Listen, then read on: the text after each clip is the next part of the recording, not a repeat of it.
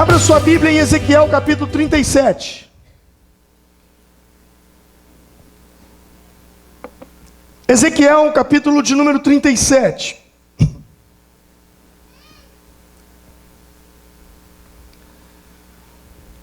Livro do profeta Ezequiel, capítulo 37.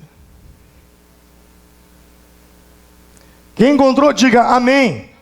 Quem não encontrou, diga, me ajuda aqui, Jesus. Aí Jesus vai falar assim para você, lê a Bíblia em casa, que você fica bom. Ezequiel 37. Todos já encontraram? Posso ouvir um amém de quem já encontrou? Amém. Eita, glória a Deus por esse amém. Você está preparado para o que Deus vai fazer aqui na sua vida hoje? Quando você saiu de casa, o que passava pela sua cabeça em vir aqui hoje? Mais uma noite? Mais um culto? Qual é a expectativa do teu coração? Eu estou muito animado com esse culto de hoje. Mas eu estou muito animado. Eu estou muito animado com essa palavra que será pregada hoje. Porque você vai sair daqui, meu irmão, empoderado. Diga comigo, eu sairei daqui empoderado pela palavra de Deus. Você vai sair daqui empoderado pela palavra de Deus. A palavra de Deus vai empoderar você. Você vai aprender coisas incríveis aqui nessa noite. Mas não são coisas teóricas. São coisas para você colocar em prática no dia a dia da sua vida. Então segura aí. Ezequiel 37. Vamos lá? Eu vou ler numa versão na NVI. Mas você pode me acompanhar na versão que você tiver por aí. A mão do Senhor estava sobre mim. E por seu espírito, ele me levou a um vale cheio de ossos. Ele me levou de um lado para o outro. E pude ver que era enorme o número de ossos no vale. E que os ossos estavam muito secos. Ele me perguntou: filho do homem, estes ossos poderão tornar a viver? E eu respondi: ó soberano Senhor, só tu o sabes. Então ele me disse: profetize a estes ossos e diga-lhes: ossos secos, ouçam a palavra do Senhor. Assim diz o soberano, o Senhor, a estes ossos: farei um espírito entrar em vocês, e vocês viverão. Porei tendões em vocês, e farei aparecer carne sobre vocês, e os cobrirei com pele. Porei um espírito em vocês, e vocês terão vida. Então vocês saberão que eu sou o Senhor. E eu profetizei conforme a ordem recebida. Eu profetizei conforme a ordem recebida. Mais uma vez, eu profetizei conforme a ordem recebida. Enquanto profetizava, houve um barulho, um som de chocalho, e os ossos se ajuntaram, osso com seu osso. Olhei, e os ossos foram cobertos de tendões, e de carne, e depois de pele, mas não havia espírito neles. A seguir, ele me disse: profetiza ao espírito. Profetize, filho do homem, e diga-lhe: assim diz o soberano Senhor, venha desde os quatro ventos, ó espírito, e sopre dentro desses mortos para que vivam. E profetizei conforme a ordem recebida, e profetizei conforme a ordem recebida. E o Espírito entrou neles, e eles receberam vida, e se puseram em pé, e era um exército enorme. Amém, amém. Paizinho Santo, estou diante do Senhor, e dependo tanto da Tua graça, Senhor. Mas eu dependo tanto, ó Pai, Porque essas pessoas não vieram aqui para ouvir uma palestra. Elas vieram aqui para ouvir uma mensagem que possa impactar e transformar suas vidas. Elas vieram aqui para ouvir uma palavra que as aproxime do Senhor.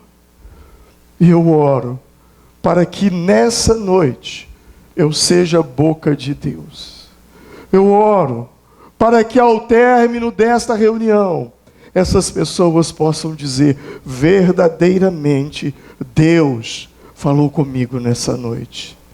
Por isso, Senhor, eu te peço perdão pelos meus pecados cometidos, pelas minhas transgressões, pelas minhas omissões, por aquilo que eu deveria fazer e não fiz, por aquilo que eu não deveria ter feito e fiz.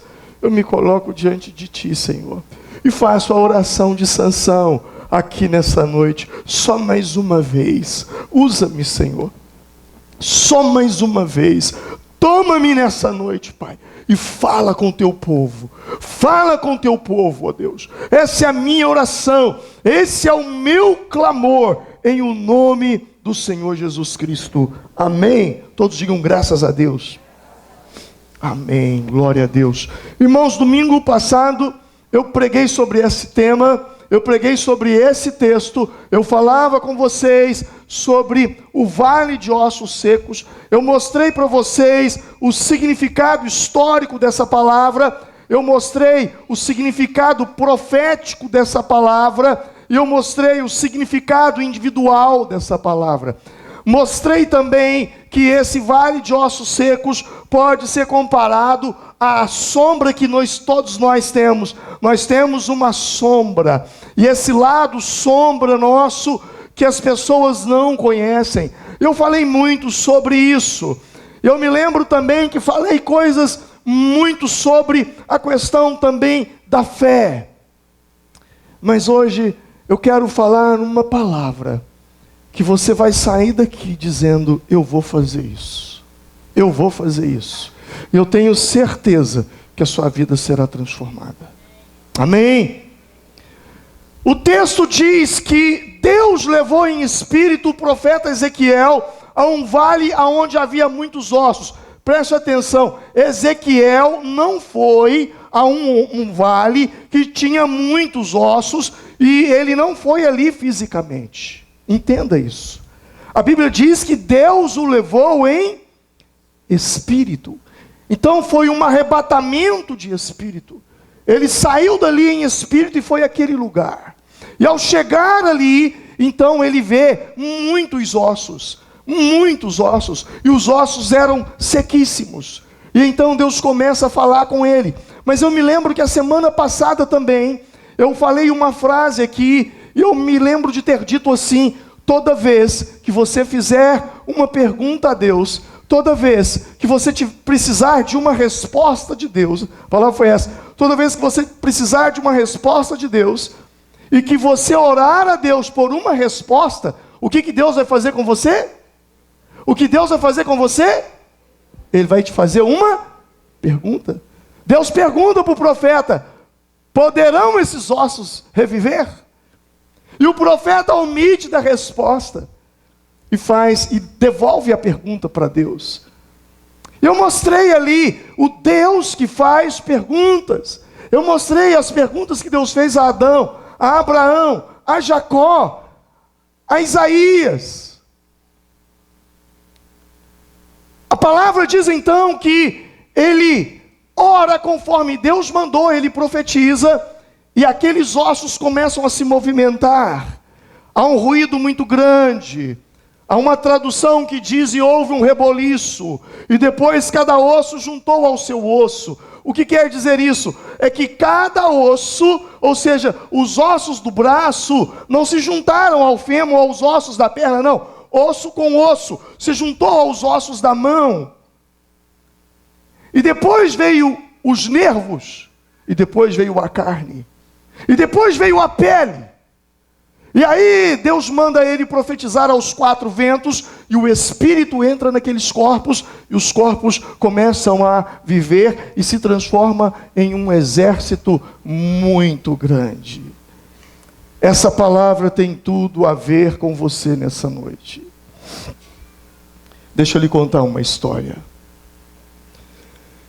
Em um lugar muito distante daqui, em uma época muito diferente desta nossa, um imperador, um governador, esse homem que reinava sobre uma nação, ele agora resolve visitar a vila aonde ele havia nascido. Era uma pequena vila naquele reino, naquele império. E ao visitar então ali aquela vila, as famílias ficaram muito alegres com ele ali, muito contentes, felizes por vê-lo lá. E era uma celebridade, ele era o rei, ele era o governador daquele povo. E houve uma grande festa. E uma criança, quando ele estava saindo, porque ali ele estava com a sua comitiva, estava com seus generais, montado nos cavalos. E uma criança chegou para aquele imperador e disse: moço, ele não sabia, ele não tinha noção de quem era o imperador. Ele disse: moço, eu queria ter um cavalo igual ao seu. E o imperador olhou para ele, o pai já tirou o menino. Que isso, você falar com o imperador? E o imperador disse: tragam uma criança. Você gostaria de quê? De ter um cavalo igual ao seu. O imperador desceu e disse: esse cavalo, a partir de agora, é seu. E todo mundo se assustou com aquela atitude. O general então deu o cavalo para o imperador e eles voltaram para o castelo de onde ele reinava e governava. E após aquele episódio, os vizinhos vieram ao pai do menino e disseram assim: menino de sorte esse, hein? Como vocês têm sorte! Vocês ganharam o cavalo do imperador. E o pai daquele menino olhou para o vizinho e disse: pode ser que sim, pode ser que não. O tempo passou, e o menino começou a crescer, e ele já montava sobre o cavalo. E um dia ele foi tentar dominar o cavalo, e o cavalo derrubou e ele quebrou a perna. E ao quebrar a perna, o vizinho veio e disse: que azar esse de vocês com esse cavalo, hein? Esse cavalo veio foi para trazer azar para vocês. Aí, a perna do menino foi quebrada. E o pai do menino disse: pode ser que sim, pode ser que não. O fato foi que, passado algumas semanas, houve uma guerra. Um reino invadiu e tentou atacar aquele país. E o imperador então convocou o exército e convocou todos os homens para fazerem parte do exército e ir para a guerra. E todos os meninos daquela vila foram convocados, menos aquele, porque estava com a perna quebrada. E o vizinho veio e disse: que sorte é essa do seu filho, hein? Por causa do cavalo, ele quebrou a perna e agora não vai para a guerra. E o pai disse: pode ser que sim, pode ser que não. O fato foi que, passado algum tempo, aquele cavalo um dia pulou a cerca e fugiu. E o menino entrou em desespero. E ele começou a chorar, porque ele gostava muito daquele cavalo. E ele chorava copiosamente. E ele não parava de chorar, ele era um menino alegre. De repente ele se tornou um menino triste, abatido. E lá vem o vizinho. E diz assim: que azar esse do seu filho, hein? Esse cavalo foi para trazer tristeza para vocês. E o pai do menino olhou para o vizinho e disse: pode ser que sim, pode ser que não. O tempo passou, meses se passaram, anos se passaram. E aquele menino, todo dia, quando ele levantava pela manhã, ele ia na janela e olhava para ver se via novamente o cavalo. Se o cavalo estava voltando, mas nada. Até que um dia ele chegou e viu um vulto lá na montanha. E ele disse: mas será que é o meu cavalo? Mas parecia que tinha um outro vulto do lado. Não, mas não é o meu cavalo, porque são São 2 vultos. E tinha um outro vulto, e mais um outro vulto. E ele ficou ali olhando, e chamou o pai: pai, vem aqui para o senhor ver, está acontecendo alguma coisa lá. E aquilo foi se aproximando, e quando chegou mais perto, ele viu, era o seu cavalo, com uma égua e 2 podrinhos. E o vizinho vem novamente: que sorte agora, hein? Vocês têm filhotes do cavalo do imperador, vai valer uma grana, vocês estão ricos. E o pai do menino disse: pode ser que sim, pode ser que não. Essa história não tem fim. Ela se parece muito conosco, o nosso dia a dia, os fatos que acontecem conosco, situações embaraçosas que surgem, e de repente você fala: agora acabou. Só que não acabou. Aquilo vai projetar você para outra situação. E de repente vem uma coisa boa, e você fala: uau, alcancei o meu sonho, e de repente aquilo se transforma num pesadelo.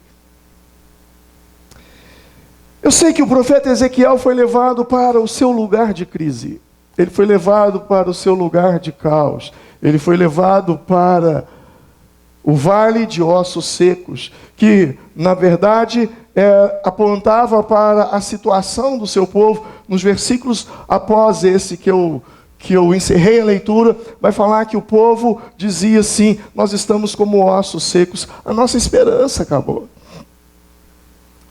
E será que estava? Poderia ser que sim, podia ser que sim, podia ser que não. Será que essa situação que você está vivendo hoje, será que esse momento que você está passando hoje, será que tudo isso que lhe ocorreu na sua vida, será que isso veio para destruir e acabar com você? Pode ser que sim, pode ser que não. Pode ser que isso veio para te levar mais perto de Deus e provocar uma mudança na sua vida, e melhorar a sua vida em alguma situação, em algum aspecto.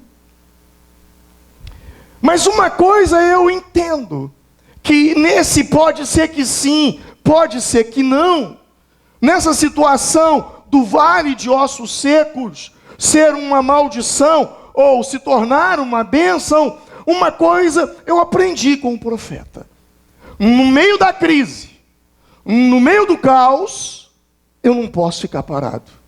A Bíblia diz que o profeta se levantou, ele se levantou e ele começou a andar ao redor deles. Diga: ele começou a andar. A pergunta que eu tenho para lhe fazer é: você tem andado? Ou você está parado em algum momento da sua vida que você parou? Você estacionou, você não saiu desse lugar, desde que acabou, parou, travou, desde que a crise instalou, desde que o caos veio, você parou, você não consegue mais romper. Como é que você está?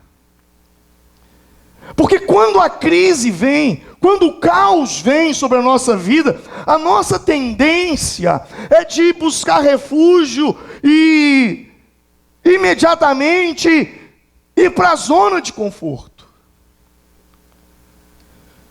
O caso é que muitas vezes nós, diante de um caos, diante de uma situação difícil, nós então começamos a nos prostrar e se abater e perder a alegria e perder aquela força, aquela vitalidade, aquele ímpeto.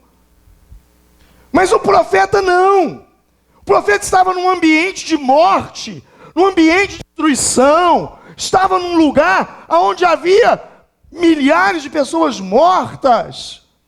E a Bíblia diz então que ele começou a andar ao redor deles. Diga comigo: andar ao redor deles. Eu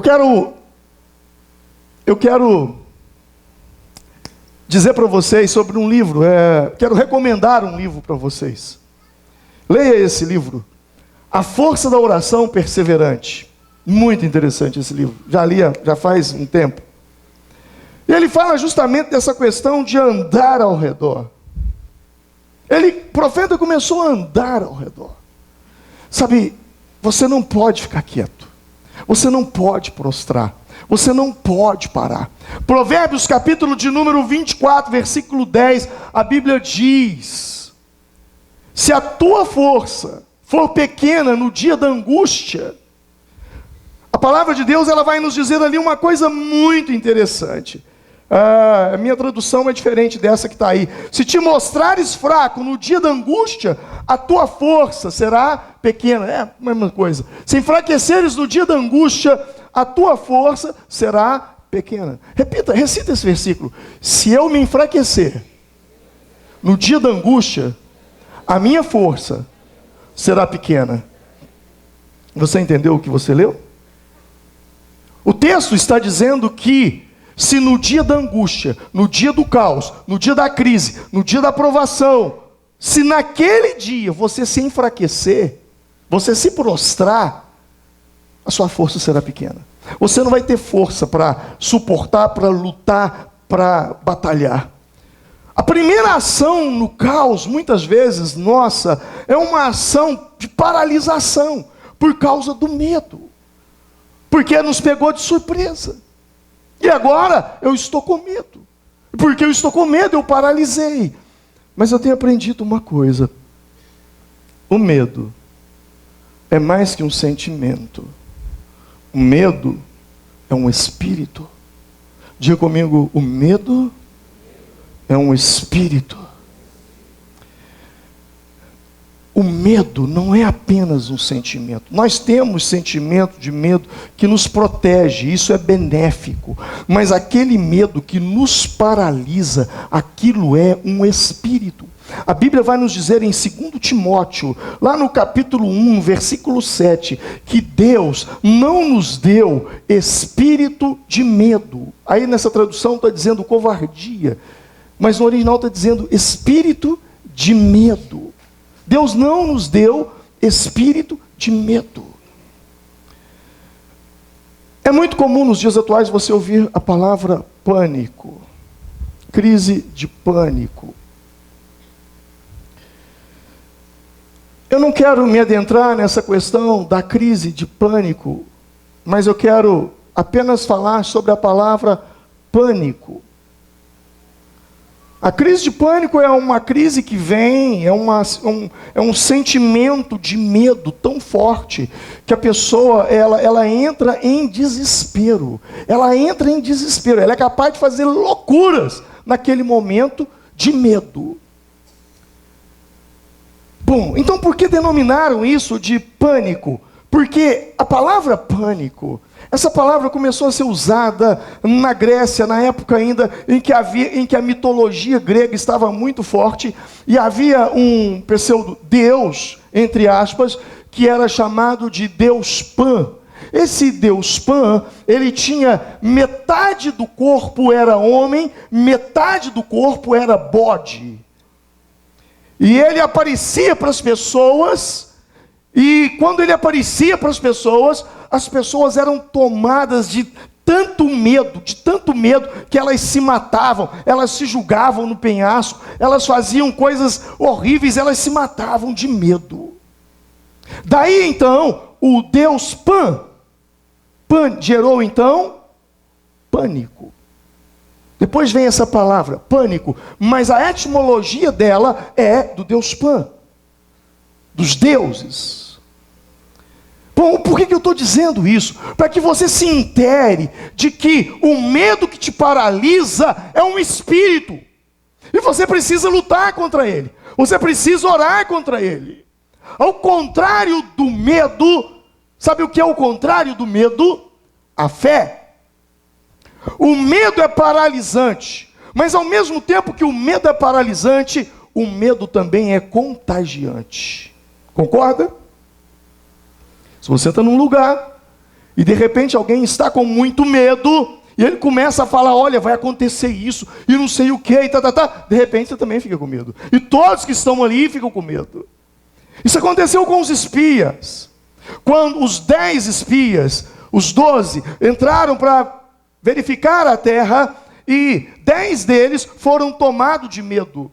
E o medo deles passou por toda a nação de Israel, exceto Josué e Calebe. Ao contrário do medo é a fé. A fé. O que vence o medo é o amor, a fé. Sabe, aonde tem fé não tem medo, aonde tem medo não tem fé. Os dois não caminham juntos. É mais ou menos aquela teoria, né? Ou aquela lei: dois corpos não ocupam o mesmo lugar ao mesmo tempo. Não dá. Se tem medo, a fé foi embora. Se tem fé, o medo foi embora. Mas o que eu posso te dizer também é que a fé também é um espírito. Diga comigo, a fé é um espírito. A fé também é um espírito. 2 Coríntios, capítulo 4, versículo 13, vai dizer: e temos, portanto, o mesmo espírito de fé. Diga comigo, espírito de fé. A fé também, ela é um espírito. E a fé, ela é encorajadora. Ao invés de ser paralisante, ela é encorajadora. Mas a fé também é contagiante. Porque aonde você estiver, se você estiver possuído pelo espírito de fé, você vai contagiar as pessoas que estão ao seu redor. Eles também vão ter fé. Se você chega para eles e diz: em nome de Jesus nós vamos conseguir, levanta a cabeça, Deus é por nós, nós vamos vencer, vamos acreditar, fé em Deus, vamos levantar e vamos embora. Imediatamente as pessoas vão com você. Deus te deu esse espírito de fé. O texto de Coríntios não está dizendo: e nós teremos um espírito de fé. Deixa ele no quadro, por favor. Olha aí. Nós teremos o mesmo espírito. É isso que está falando? É futuro? É presente. Nós temos o mesmo espírito de fé. Você tem. O que você precisa é praticá-lo. Nós não podemos viver dentro da esfera carnal, ou dentro da esfera que eu poderia dizer dos sentidos, dos 5 sentidos: visão, audição, gustação, tato e olfato. Ah, se eu vi é porque existe. Se eu não vi, porque eu não existe. Se eu sentir é porque existe. Se eu não sentir é porque... Não é isso. A fé, ela sobrepõe as nossas 5 faculdades, ela sobrepõe os nossos 5 sentidos.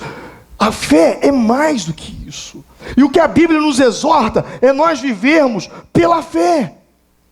Porque se Ezequiel entra naquele vale, motivado pela sua visão, motivado pela sua audição, motivado por aquilo que ele sentia, com certeza nada teria acontecido. Ele estava revestido por um espírito de fé. A fé estava operante dentro dele. E eu e você precisamos entender isso de uma forma muito clara. Ele não agiu pelos seus sentidos, porque os seus sentidos só lhe mostravam morte. Ele agiu pela fé. E ao agir pela fé, ele viu vida. Mas como ele agiu pela fé? O tempo todo ele dizia: assim me ordenou Deus. Como Deus me ordenou, eu fiz. Como Deus me ordenou, eu fiz. Como Deus me ordenou, eu fiz. Nós precisamos nos movimentar em fé. Ouça isso. Ouça isso. Se tem uma coisa que agrada a Deus, se tem uma coisa que faz Deus parar, é uma pessoa que tem fé. Nos dias de Jesus havia muitas pessoas santas, mas Jesus não falou da santidade, ele falou da fé. Jamais vi uma fé como essa. Quando aqueles 4 amigos descem o paralítico pelo telhado, Jesus ficou surpreso com a fé daquele povo. Quando Jesus então se depara com o centurião e diz: olha, eu vou lá na sua casa e vou curar. Ele diz: não. Eu sou um homem que dou ordens, e sou um homem sob ordens. Eu digo a este vai, e este vem, ele vai e vem. Se o Senhor disser uma só palavra, será curado. E Jesus responde dizendo o quê? Eu quero até imitar Jesus. Eu acredito que naquele momento ele falou assim: uau! Aí o texto diz: não vi ainda em Israel uma fé como essa. Se tem uma coisa que para Deus tem um monte de gente fazendo um monte de coisa, mas se alguém aqui tem fé, Deus para tudo por aquela pessoa. Fé move com Deus. Não que santidade não seja importante, mesmo porque quem tem fé anda em santidade. É impossível você andar em santidade sem ter fé. Mas o que eu quero que você entenda é que a fé atrai a Deus, porque a fé é o maior nível de gratidão que um ser humano pode expressar. Eu posso ser grato por você, dizendo muito obrigado, reconheço que você fez por mim, olha, obrigado por isso que você fez, obrigado por aquilo que você... Sou grato. A fé também é gratidão. Só que a fé é um nível de gratidão maior. Por quê, pastor? Porque pela fé, você agradece antes de receber. Isso é fé. Amém? Posso ouvir um amém? Amém. Jesus, antes de multiplicar os pães, o que ele faz? Pai, graças te dou. E vem a multiplicação. Ele agradece antes de acontecer. Por isso eu te digo, a fé é o maior nível de gratidão que eu e você podemos viver. Agradecer antes de acontecer. O mesmo ocorreu também com Lázaro no túmulo. Quando ele foi ressuscitar Lázaro, ele de fora do túmulo, ele diz: Pai, graças te dou, porque tu sempre me ouve. Primeiro ele dá graça, depois ele chama Lázaro. Ou seja, é agradecer antes de receber. É o maior nível de gratidão que existe.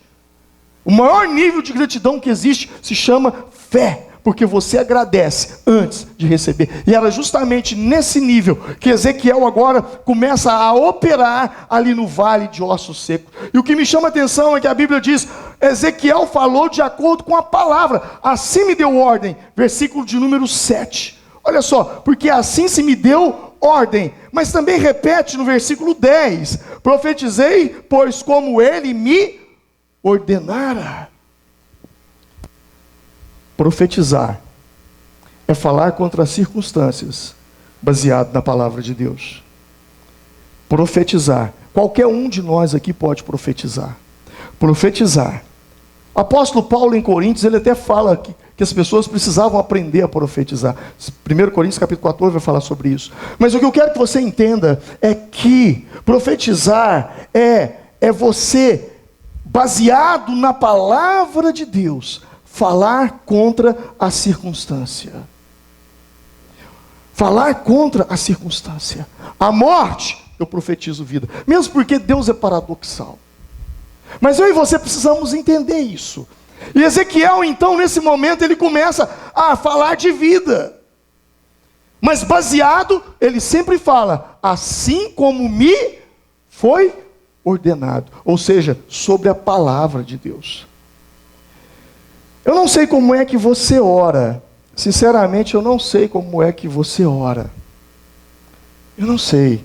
Talvez você, na sua oração, você fala: ô Senhor, tem misericórdia de mim, tadinho de mim, Senhor, é minha vida, Senhor.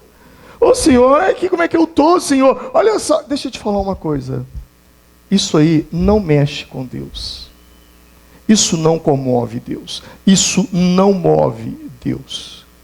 Deus não tem compromisso nenhum com os meus erros, com as minhas falhas.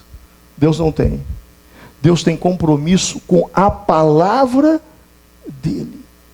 Então, quando eu oro, baseado na palavra dele, quando eu faço uma oração e eu cito a palavra dele, Deus, a tua palavra diz isso, isso, isso, isso, isso. Deus, eu vou profetizar sobre esses ossos, porque o Senhor me ordenou, porque eu tenho uma palavra sua. Eu e você precisamos ter essa clareza. Porque Deus jamais vai contra a palavra dele. Em Números capítulo 23, versículo 19, vai dizer: porque Deus não é homem para que minta, e nem filho do homem para que se arrependa. Quando ele chama Jeremias, e Jeremias diz: Senhor, eu sou uma criança, e Deus convence Jeremias, no capítulo 1, no verso 12, Deus diz: vistes bem, Jeremias, porque eu, o Senhor, velo sobre a minha palavra para fazê-la cumprir. Nos dias atuais, nós temos muito ouvido. Eu acho que nunca se falou tanto no Brasil de Constituição como nos dias atuais. Sim ou não? Toda hora tem alguém na televisão. Porque a Constituição, porque a Constituição, porque a Constituição, porque a Constituição, porque o presidente não pode fazer, porque a Constituição, o deputado não pode fazer, porque a Constituição, o deputado, o tempo todo. Preste atenção nisso. Nenhum governo pode agir, fazer contra a Constituição brasileira. Porque a Constituição brasileira é que rege toda a nossa vida aqui nesse país. Ela é a carta magna, ela tudo se baseia nela. Então, se eu vou fazer alguma coisa, se a Constituição não me permite fazer aquilo, e eu faço, eu estou infringindo a lei, eu estou transgredindo a lei. Preste atenção nisso. O mesmo, quando eu falo dessa questão da Constituição, eu quero que você entenda, é que a Bíblia, ela é a nossa Constituição espiritual. E Deus não vai fazer nada por nós que vá contra a própria palavra que Ele deu.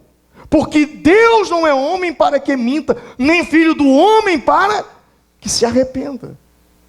Então é muito importante, na hora de orar, você citar a palavra de Deus. Agora, se você conhece só uma meia dúzia de versículos, você está enrolado. Você está entendendo? Quando um advogado é contratado para fazer uma defesa, o que esse advogado faz? Você vai lá, contrata ele, olha, eu preciso que você vai ter audiência dia tal, aí o advogado vai dormir, ou vai pescar, vai sei lá o quê, e aí no dia da audiência ele chega lá, é assim? Não. Tem gente que pensa que o advogado só trabalha quando ele está lá no fórum. Ele trabalha em off, que é preparando a defesa. E para ele preparar a defesa, de acordo com a situação, então ele vai pegar as leis. Aquela pessoa está numa situação, ela cometeu um crime, numa situação, está sendo acusada de um crime no trânsito. Então um advogado vai pegar as leis de trânsito e vai fazer a defesa em cima. Foi uma situação que aconteceu, uma agressão e tal. Ele vai pegar então o Código Penal. É uma situação trabalhista. Existe uma legislação para isso. Quem está entendendo? O advogado ele não pode falar da cabeça dele. E nem o juiz, muito menos, pode dar a sentença da cabeça dele. Porque quando o juiz dá a sentença, aquela sentença tem que basear na onde? Na lei. Quem está entendendo? Você está entendendo aonde eu estou querendo chegar? Está entendendo? Por isso é importante, quando Ezequiel diz, e assim profetizei, como me fora ordenado. Eu tenho uma palavra de Deus. Nesse mesmo lugar, na Babilônia, Daniel capítulo 9. Quando o povo havia sido levado para a Babilônia, e Ezequiel foi escrito lá, na Babilônia, como escravo. Agora, Daniel resolve fazer uma oração a Deus. Daniel 9, versículo 2 e 3, vai dizer assim: porque assim diz o Senhor, certamente que passado 70 anos em Babilônia, vos visitarei e cumprirei sobre vós a minha... estou lendo Jeremias.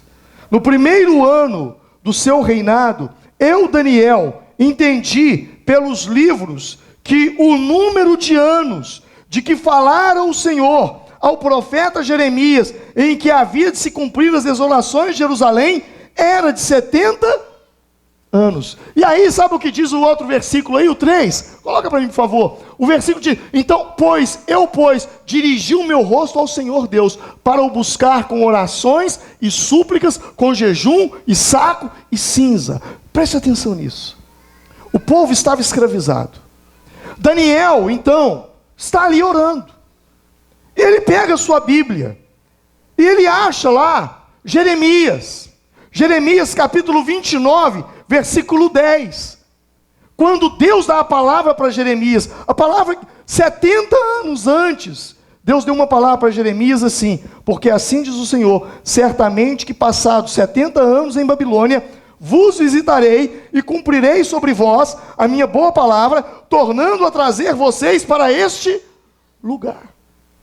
Daniel, espera aí, abriu a Bíblia, Jeremias 29, Deus falou que 70 anos depois, nos tiraria daqui da Babilônia e nos levaria de volta para Israel. Espera aí, nós viemos para cá no ano tal, então 10, 20, 30, 40, 50, espera aí, 70 anos fez agora.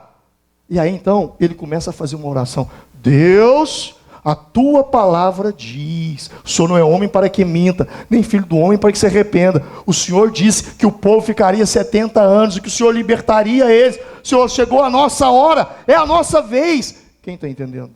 Posso ouvir um amém? Amém. Você está compreendendo? Quando você, em determinada situação, qualquer situação que você esteja passando, existem passagens bíblicas de acordo com aquele momento, e você precisa pegar essas passagens bíblicas e começar a orar com fundamento, porque Deus não tem compromisso comigo, Deus tem compromisso com a palavra que habita em mim, é a palavra dele. E eu e você precisamos entender isso e ter essa clareza na nossa vida. Daniel teve essa experiência. Talvez o que esteja te faltando é isso: orar conforme a palavra de Deus, orar alinhado com a palavra de Deus. E o que me chama a atenção é que quem tem fé fala. 2 Coríntios 4:13, o texto que nós falamos agora há pouco, ele vai dizer o seguinte, ele vai falar assim: e temos portanto o mesmo espírito de fé, como está escrito, cri, por isso falei. Nós cremos, também por isso nós falamos. Diga comigo, cri, por isso falei. Quem crê, fala. Quem crê, fala. Quem crê, fala. Em Romanos, a Bíblia nos diz sobre isso. A palavra de Deus nos diz ali em Romanos que se crê com o coração, mas se confessa com a boca. Romanos 10, 8, se não me engano, vai falar sobre isso. Se confessares ao Senhor Jesus com os teus lábios, mas crê no seu coração. Então eu creio com o coração, mas eu preciso falar. Eu preciso falar. Isso é extremamente importante. É importante falar. Diga para a pessoa que está do seu lado, diz assim: é importante falar aquilo que você crê. Vira para essa pessoa e diz assim: é importante orar em voz alta. Diga para ele de novo: quando eu orar em voz alta, não me critique, porque estou expressando minha fé. Cri, por isso, falei. Em Números capítulo 20, versículo 8, quando Deus visita o povo hebreu ali no deserto, eles estavam sem água, e então Deus disse para Moisés: Moisés, toma a vara e ajunta a congregação, tu e Arão, irmão, e falai a. Deus está mandando Moisés conversar com quem? Imagina você conversando com uma pedra. Deus mandou Moisés: conversa com a pedra, porque quando você conversar com a pedra, perante os seus olhos, assim lhe tirará água da rocha, e dará de beber à congregação e aos seus animais. Fale com a rocha, converse com a rocha. Sabe, irmãos, a necessidade era que saísse água da rocha. Já em Mateus, já em Marcos, capítulo 11, versículo 14, Jesus vai a uma figueira e não encontrando figo ali, Jesus falando disse a figueira. Jesus disse a... Com quem que Jesus está conversando? Com quem que Jesus está conversando? Com a figueira. Você já conversou com um pé de laranja? Com a figueira? Com a bananeira? Jesus falou com ela. E ele nos ensinou.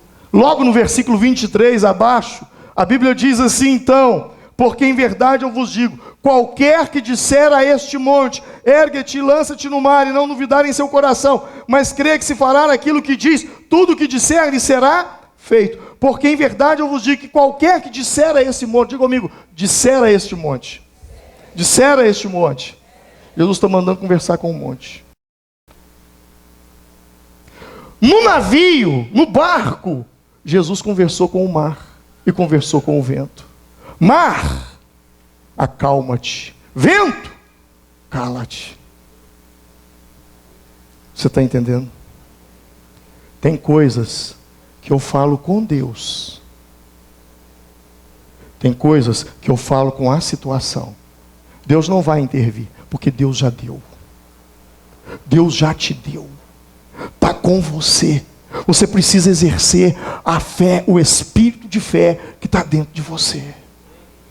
Então a Bíblia diz agora, sabe o que estou aprendendo aqui? Que nesse mesmo momento, o Deus que manda Moisés conversar com a rocha, Jesus que conversa com a figueira, Jesus que manda conversar com a montanha, e conversa com o mar, conversa com o vento, agora o mesmo Deus manda Ezequiel conversar com os ossos. O que a Bíblia diz aí? Falai aos ossos. Falai aos ossos. Ei, preste atenção. Moisés precisava de água, Deus mandou conversar com a rocha. Jesus precisava de figos, mandou ele conversar com a figueira. E ensinou que se tiver um monte na sua frente, converse com o monte para ele sair. Conversou com o mar, porque o mar estava entrando no barco, e conversou com o vento, porque o vento estava provocando a agitação no mar. A pergunta que eu te faço é: qual rocha que você está precisando de conversar com ela hoje? Qual figueira que você está precisando de conversar com ela hoje? Qual montanha que você está precisando mandar sair da sua frente? Qual mar que está tentando te engolir? Quem está me entendendo, diga amém. Você está entendendo? Rocha, mar, figueira. Talvez você está precisando conversar com sua vida financeira. Talvez você está precisando de conversar com uma enfermidade que está dentro de você. Talvez você está precisando de conversar com um problema gravíssimo no seu casamento. Mas só faz isso quem tem fé. Só quem tem fé. Quem não tem fé, tá vendo? Olha aí o deserto, tá cheio de coisa, mas não tem água, tem areia, esse sol escaldante, não sei o que, papapá. Só murmura, só reclama. Fala do problema para todo mundo, menos para Deus. Surgiu o problema, opa, deixa eu mandar aqui um WhatsApp agora. Mas não fala assim, deixa eu falar com Deus. Eu penso que nós estamos aprendendo coisas poderosas aqui nessa noite. Eu penso que você está saindo daqui com uma receita de bolo. Eu penso que você está saindo daqui sabendo o que você vai fazer quando você sair aquela porta para fora. Amém? O seu vale de ossos secos está lá. Sua figueira está lá. Sua montanha está lá. Seu mar bravio está lá. A tempestade está lá. Tudo está te esperando. E você precisa chegar e conversar com eles. Tu entra para o teu quarto e ora ao teu pai que está em secreto. E o teu pai que te vê em secreto te recompensará publicamente, fazendo sair água da rocha, fazendo a figueira secar, fazendo a montanha sair, fazendo os vales de ossos secos se transformar em vale de vida. Você pode glorificar o Senhor? Aleluia.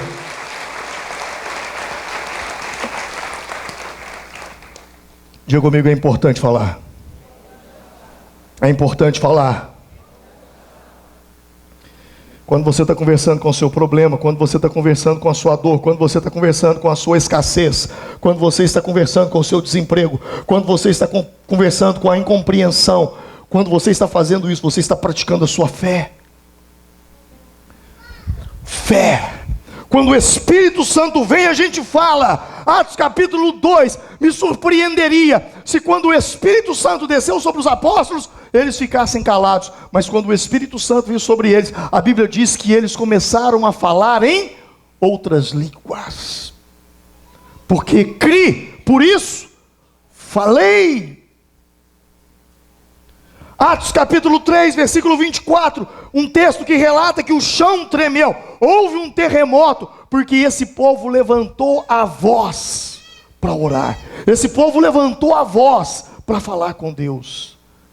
Ei, ouça isso, e preste bastante atenção no que eu estou te dizendo agora, preste bastante atenção naquilo que eu estou te falando nesse momento, ouça isso. Por muitos anos, mas por muitos anos, na história cristã, não havia oração silenciosa. Não havia. Não havia. Você já viu os judeus orando em frente ao Muro das Lamentações? Meu irmão, eu não estou falando que Deus não ouve oração silenciosa. Amém? Eu não estou dizendo isso, mas a Bíblia diz, crie, por isso falei. Quem tem fé, fala. Quem tem fé, chega aqui, abre a boca e fala com Deus. Eu não entendia isso, eu falava, gente, por que os crentes falam tão alto? Por que os crentes gritam tanto? Será que Deus não escuta? Meu irmão, Deus tem um ouvido maior do que essa igreja aqui. Pode falar todo mundo junto que Ele vai ouvir. É expressar a sua fé. Quando você fala, você está expressando a sua fé. Você está colocando a sua fé para funcionar. O único texto bíblico que fala de oração silenciosa é Ana, quando ela orava lá no tabernáculo, e Samuel, aliás, orando pelo seu filho, que Samuel queria nascer, e o profeta Eli, ao vê-la mexendo com os lábios, sem falar nada, ele chegou para ela e disse, mulher, você está bêbada? Por quê? Porque não era comum. Não era comum. Não era comum oração silenciosa. Não era. Por isso você precisa falar. Por isso você precisa abrir a boca. É aqui da igreja. Você não tem que ter vergonha da pessoa que está do seu lado esquerdo, da pessoa que está do lado direito, atrás, na frente. Você tem que abrir a boca. Porque você está na casa do teu Pai. Você está na casa de Deus. Eu e você precisamos entender isso. Abrir a boca e falar. Sabe, em Gênesis capítulo 1, versículo 1, a Bíblia diz, no princípio criou Deus os céus e a terra. Aí no versículo seguinte vai dizer, e a terra era sem forma e vazia, e o Espírito de Deus se movia sobre a face das águas. A tradução ali é que a terra era um caos, e o Espírito de Deus se movia sobre o caos. Mas o que me incomoda é Deus ver o caos e não o Espírito Santo ver o caos e não fazer nada. Até que um som é emitido, haja luz. E houve luz. Quando o som começou a sair, quando palavras começaram a falar, as coisas começaram a acontecer. Haja separação entre terra seca e água. As coisas começaram a acontecer. O que você precisa é falar. O que você precisa é abrir a sua boca e fazer como o profeta Ezequiel fez. Ele começou a profetizar sobre aqueles ossos, para que houvesse sobre eles vida. Eu e você precisamos entender isso. Quando Davi foi lutar contra Golias, todos nós dizemos, foi o soco de Deus sobre Golias, sim. Mas antes Davi falou. Tu vem a mim com lanças e flechas, mas eu vou a ti em nome do Senhor dos Exércitos. Davi falou, quando eles derrubaram a muralha de Jericó, em Josué, a Bíblia diz que por 7 dias eles ficaram calados, mas no 7º dia eles começaram a gritar, e quando eles gritaram, as muralhas caíram. Eu vou te contar uma história. Em Jerusalém, em Jerusalém. Havia uma sinagoga e havia um rabino. E esse rabino estava ensinando uma classe de meninos. Esses meninos tinham entre 9 a 12 anos de idade. E o rabino ensinava a eles sobre o hebraico, sobre a interpretação da Torá. E num determinado momento o rabino disse assim para eles: eu vou impetrar sobre vocês agora uma bênção, para que, ele estava falando da longevidade, de ter muitos anos de vida.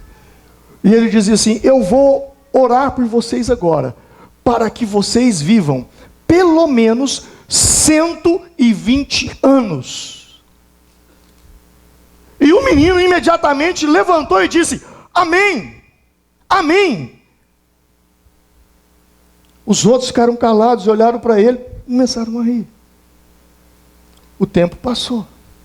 Esse menino cresceu, se transformou num adolescente, um jovem, um homem maduro, e depois se transformou em um ancião.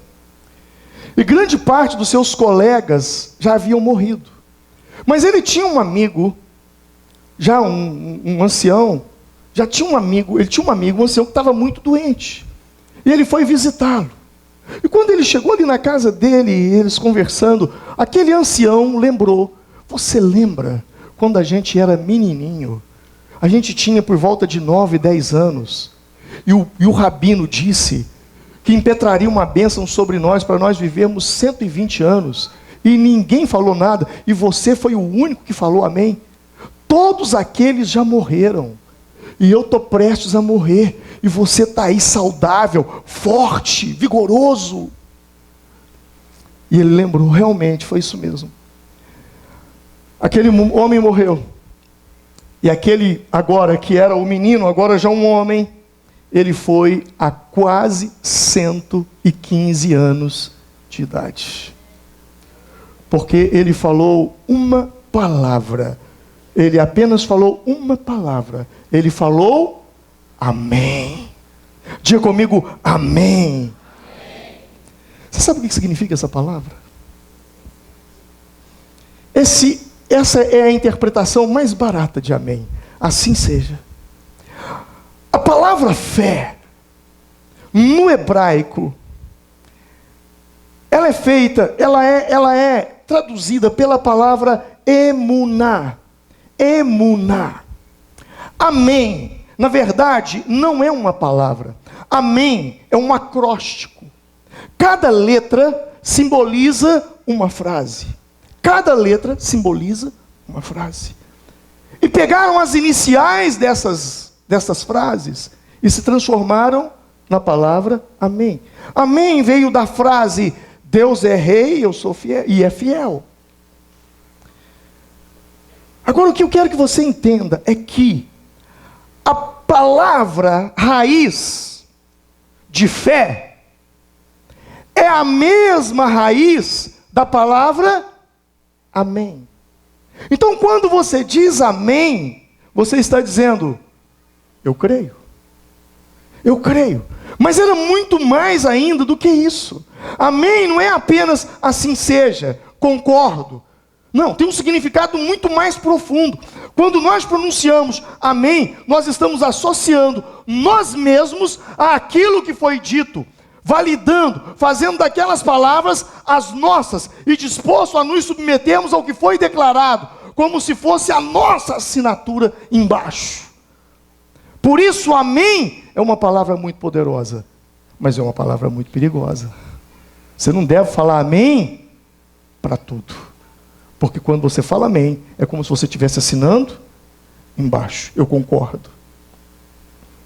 Mas amém é mais que uma palavra. Amém é uma pessoa. Amém é uma pessoa. Apocalipse capítulo 3. Em Apocalipse capítulo 3, quando há uma carta para a igreja de Laodiceia, assim diz a Bíblia: e ao anjo da igreja de Laodiceia escreve: isto diz o amém, a testemunha fiel e verdadeira, o princípio da criação de Deus. O princípio da criação de Deus. Isto diz o amém. O amém também é a testemunha fiel. O amém também é o verdadeiro. O amém também é o princípio da criação de Deus. O amém, que é o princípio da criação de Deus, foi dito por João. No princípio era o verbo. E o verbo se fez carne e habitou entre nós. E tudo o que foi feito por intermédio do verbo. O princípio da criação. O amém é Cristo. O amém é Jesus.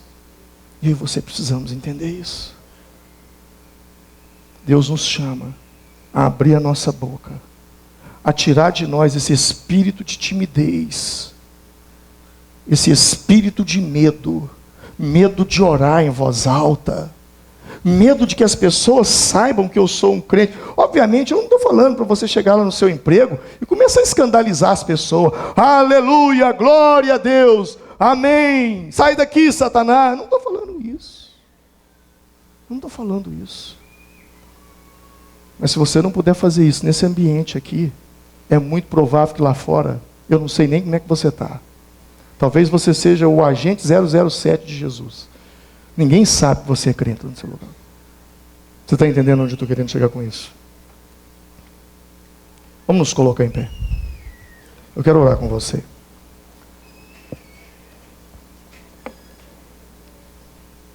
Domingo que vem eu quero dar continuidade a essa mensagem. Eu vou te ensinar o processo disso. Feche os seus olhos. Curve a sua cabeça agora. Curve a sua cabeça nesse momento agora. Com seus olhos fechados. Você aprendeu princípios poderosos aqui hoje. Você aprendeu coisas poderosas na palavra de Deus aqui hoje. Você aprendeu coisas que, se você colocar em prática, vai mudar a tua estrutura, vai mudar a tua vida, vai mudar o teu comportamento, vai mudar a situação que te envolve. Lembre-se de tudo que você ouviu aqui. Lembre-se. Lembre-se. Como se você estivesse num vale de ossos secos. Com seus olhos fechados agora. Com seus olhos fechados agora. Feche os seus olhos. Eu quero que você pense naquilo que é a sua rocha. Naquilo que é a sua montanha. Eu quero que você pense naquilo que é a sua figueira. O que precisa secar em você? Será que é um câncer?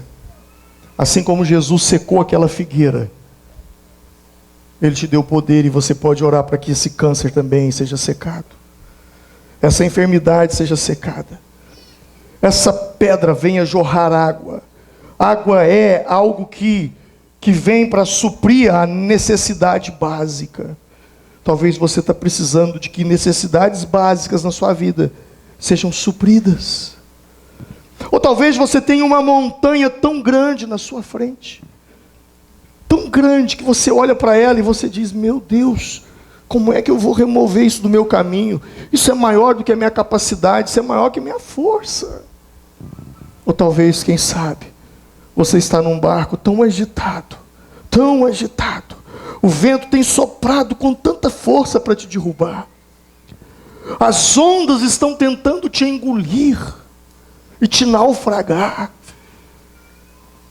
É hora de você começar a profetizar. Filho do homem, filha do homem, comece a profetizar agora, em nome de Jesus agora. Você vai abrir a sua boca e você vai começar a orar em voz alta. Você vai começar a orar, você vai começar a profetizar, porque profetizar é lançar a palavra de Deus contra a circunstância. Aquilo que vem contra você, aquilo que te preocupa, aquilo que tem te detido, comece a falar agora: Senhor, em nome de Jesus. Senhor, em o nome de Jesus Cristo, ó Pai, nós oramos aqui agora. Cada um tem uma pedra, cada um tem uma montanha, cada um tem um mar, cada um tem um vento, cada um tem uma figueira. Pai, em o nome do Senhor Jesus, nós agora, meu Deus, em nome de Cristo Jesus, Pai, nós começamos a olhar para essa situação, nós começamos a olhar para esse momento. Nós começamos a olhar para tudo aquilo que envolve a nossa vida agora, e nós começamos a conversar com essa situação. Pai, eu converso com as enfermidades agora, eu converso com as doenças agora, em nome de Jesus Cristo. Enfermidade, ouça minha voz. Assim como aquela figueira secou, em nome de Jesus, você vai secar agora. Você vai secar agora. Você vai secar agora. Em nome de Jesus, você vai secar. Comece a secar agora. Comece a secar agora. Você vai secar de tal maneira, de tal forma, que quando exames forem feitos, você não vai aparecer nos exames. Você vai desaparecer. Você vai sumir agora. Em nome de Jesus, em nome de Jesus. Meu irmão, você que está enfermo, começa a profetizar contra essa enfermidade agora. Começa a profetizar contra ela, seja ela física, seja ela emocional. Comece a orar agora e a declarar a falência dessa doença, em nome de Jesus Cristo, em nome de Jesus. Você que está passando por situações, comece a orar agora. Comece a orar agora. Você que está passando por privações na vida, por necessidades básicas para você, comece a orar agora. Comece a orar agora, para que a pedra possa jorrar água para você, para que a pedra possa jorrar água na sua vida, em nome de Jesus Cristo. Este é o ano da revitalização. Pai, em nome de Jesus, em nome de Jesus, eu quero fazer um apelo aqui. Você que, pastor, essa palavra foi para a minha vida, pastor. Essa palavra foi para mim. Sai do seu lugar e vem aqui à frente, eu quero orar com você. Eu quero orar com você. Você que veio aqui nessa noite, talvez você esteja com ventos tentando te derrubar, situações que têm vindo contra a sua vida, mares que têm tentado te engolir. Sai, vem para cá agora. Vem para cá agora. Você que talvez se encontra numa situação com um obstáculo, uma montanha tão grande na sua frente, você não sabe como remover essa montanha. Nós vamos profetizar contra ela agora. Nós vamos profetizar agora contra ela, em o nome do Senhor Jesus Cristo, em o nome do Senhor Jesus. Ore charala mandara la harala bashuri, ore cariala la gara la mandara la bahash, ore candara la mamara la basudere cariara gara la bashara candara la mamahash.